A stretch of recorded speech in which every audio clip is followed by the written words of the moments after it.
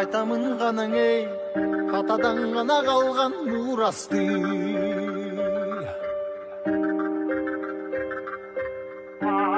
Жаңырып заман ей, жаңымын баба салтын улантты.